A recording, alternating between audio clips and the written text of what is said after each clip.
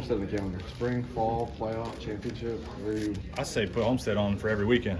Have a weekly NASCAR Cup Series race here. I'd be down for that. Other than the fires, which I wish or I hope everything's okay there. There's not a bad time to come down to Homestead. I will say I like it a little bit cooler in the spring than in the fall. But Homestead is just a good time. It's such a fun racetrack, so if it stays on the schedule for a long time to come. What'd you feel from the car today? Fastest in practice. Yeah, I got kind of a mixed bag going into qualifying. Just kind of a little bit something that we didn't feel in practice, so that caught me by surprise. But all in all, I think we got a lot of speed, and luckily it's not Vegas where we're all wide open. You have to drive it, so some skill comes into play here, and we're hanging on by a little bit. We're P5 right now, so we just got to keep it all in perspective.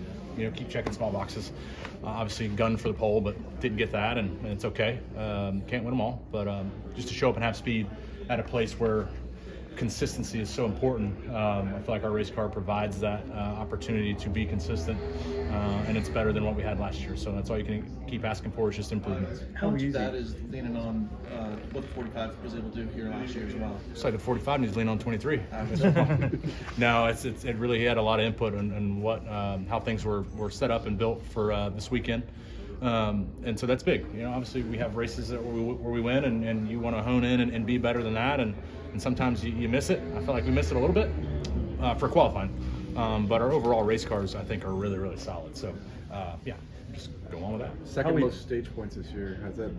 That's been an emphasis for you guys, right? The stage points and getting that, and it's been kind of different so far for you guys. It's not. I don't know what the strategy play was. I tend to stay out of those meetings just because it goes over my head. But I think just calling the absolute best race that you can is very important. And I think that's what we're doing. I felt like we let a lot of races slip through our fingers, and not necessarily wins, but just races where we could capitalize on points. We let it slip through, and that was rough. So I think now it's been really good. Oh, AJ, it's close. But yeah, stage points is big, and that's what's keeping us in the game. How easy is it you said getting better from the last time here? Because it was only a few months as opposed to a normal year. Yeah. It would be like a full year. Yeah. How much does that help, just the short gap, or does that make it more challenging? You tend to forget about the race that just happened the minute you leave the racetrack. So, going back and looking at our debriefs and our analytics stuff, you're still questioning on, hey, what happened again? No matter if it's a year away or if it's 3 months away or whatever it is. So, I think it's just nice to get back into a 1.5-mile rhythm so soon, for sure, and get back here quicker because we all love this place. So, I think that plays a bigger factor than kind of remembering and figuring out what's going on. The first 5 races have been won by drivers with the last name starting with a B. I seen that. Now I know I don't want to take away credit from your dual win, but does the first letter being B, is that going to count in this streak? Well, according to our last couple races, it's been shit luck. So I'm Bubba ball ass right now. So doesn't sound good, so don't repeat that. But I'll do whatever it takes to get us back up front. And it's just a matter of turning things around, staying the course, and just by chance that everybody that's won has been with the last name of B. Back to stage points. You've almost got a third of the total stage points that you got all of last year, just in the first 5 races. So I guess how promising is it to have the speed and just still have those points to fall back on, even if the finishes haven't shown it like last week? Yeah. When you get out of the car pissed off after Vegas, and you have a text from MJ that says "Good points day," you don't care about that text in the moment, but then you realize it's like, oh, I don't know how many points we earned, 14 from stages, and then wherever we finished. So, you have to. It makes you appreciate like that. I'm not so pissed off. It's like, hey man, yeah, I hear that the finish sucks, but all in all, I gained a spot. I passed Denny in the points. So it's the small victories that I need to pay more attention to, I guess. As the season goes along, just how much of an effect can the metric have in terms of where you qualify, and then obviously your practice slot, and did you run into that issue last year? And if you find yourself in a hole, just how hard is it to get out of it? Yeah, for sure. Vegas, everybody's wide open, and earlier you go out, you're on practice rubber, as to where, like I told Riley, he went out first at Vegas. I said, man, it should be easy wide open. He got out of the car after qualifying, and he was like, absolutely not. couldn't do it just because the rubber doesn't allow you to do it.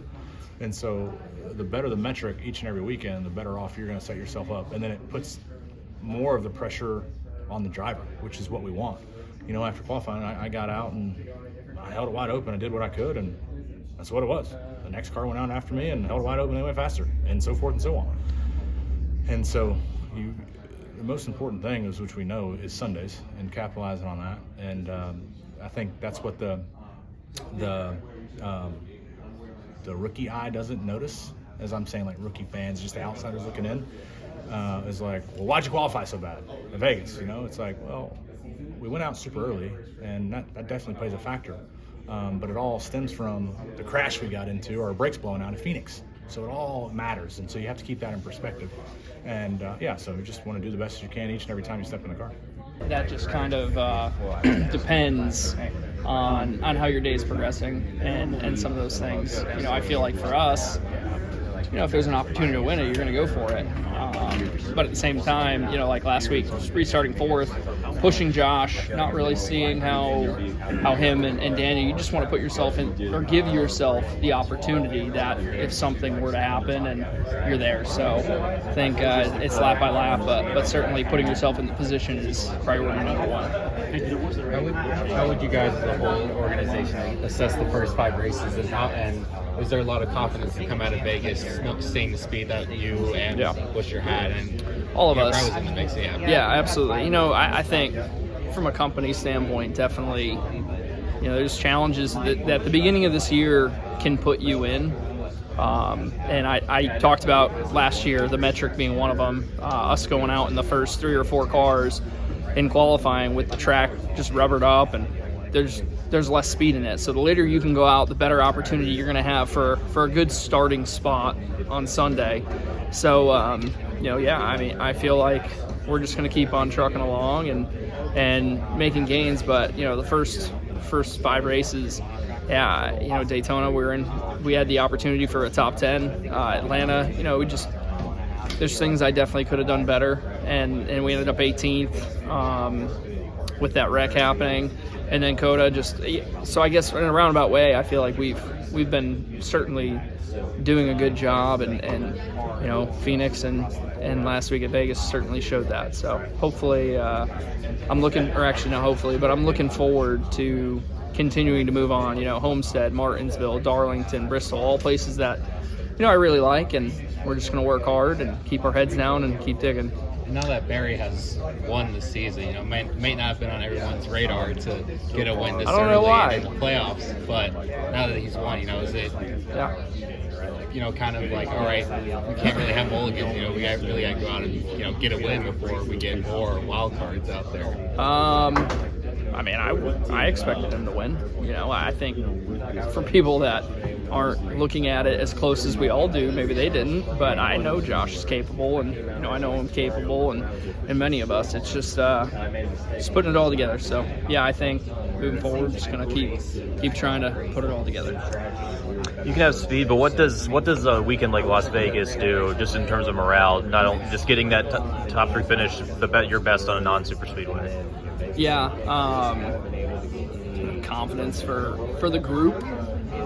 That's important, because I don't know if anybody listened to Derek was on Sirius earlier this week, and he did a really good job kind of painting the picture for everybody. And really, you know, you got about 3 guys on our group, 4 guys that have a lot of experience, but everybody else is relatively new. Like my spotter, he's brand new. Never he hasn't been a full-time Xfinity truck or Cup spotter. But I feel like the biggest thing about our group and RFK in general is the will to win, the want to win, the want to be better. So, I'm a big fan of what we got going on, and we're going to keep working hard to keep that. All right, thank you, Ryan. I also wanted to talk about Martinsville real fast. With all the changes that have occurred on the next-gen car and all the experimenting that Goodyear has done to it as well, to their short-track tire, do you feel like the next-gen car has gotten better since it first showed up? And what else needs to be done to help short-track racing? Well, I mean, really the only things that have changed is the tire, right? I mean, they maybe a simplified diffuser, right? They did, and a little less downforce. And they tried that, but that didn't make a difference when they did that from the racing perspective. So really, the tire is what made the difference. As somebody who took a couple years to sort of blossom into the success that you have right now, multiple wins a year, can you sympathize with what Ty Gibbs is going through, and what kind of advice would you give to him right now? Yeah, it's definitely the hardest moments of my career, and I feel bad saying this is the hardest moments of my life because I was still driving a race car and living my dream. Like, there's still a lot to be grateful for. Still really cool, but the pressure is real, right? The pressure of needing to perform. It's a performance business. If you don't perform, you're out, right? And I was in that company and got booted out. But now looking back at it, the lessons I've learned in those moments, and the person that I became because of that, I wouldn't trade it for anything. Like, I needed that, right? Like, God sometimes sends you the challenges you need to become the person you need to be. And I think in that scenario, there's a lot of self-reflection and key lessons that I needed to learn to be successful in anything I did in life, and have been doing it in front of a lot of people. Thanks. The Vivid EV Anthem is the essence of American spirit. Made with lithium battery technology, this neighborhood electric vehicle features vibrant colors, diamond stitch seats, and seats up to 6. It isn't just made in America, it's made for America. Steven Stump of FrontStretch.com here. Come back for more great racing videos, and if you like us, don't forget to hit that subscribe button.